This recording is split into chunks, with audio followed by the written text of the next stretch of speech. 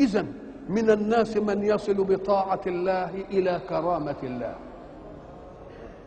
بيخبط على الباب فينفتح له وفيه ناس يصلون بكرامة الله أولا إلى طاعة الله ثانيا.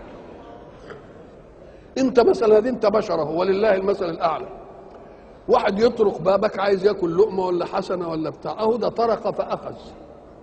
وواحد أنت تقف تقول له والله لازم تيجي تشرب عندها وتشد فيه وتضحك الله.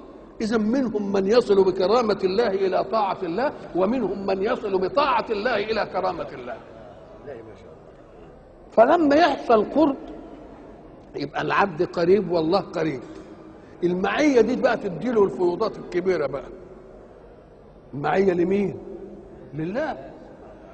يبقى رب، ما هو الحق سبحانه وتعالى المتنبي لما جه يمدح واحد من البشر قال له أنت الحبيب، يعني أنا بحبك، ولكني أعوذ به من أن أكون حبيبا غير محبوبي.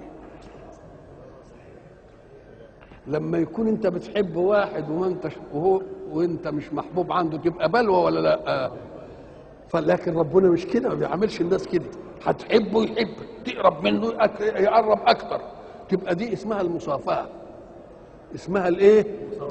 ولذلك الناس اللي قال لك ده صوفي ويقعدوا يقول لك من الصوف ومن الصفوه ومن اللخبطه اللي تتقال دي، يقول لك ده من الصوفي دي اصل قال اسم موصول، الصوفي قال اسم موصول خلاص. جاء المكرم اخاه، جاء الذي اكرم اخاه، تبقى قال هنا اسم، مش قال تعريف، قال اسم ايه؟ اسمع الصوفي الذي صوفي، شيل قال وحط مين؟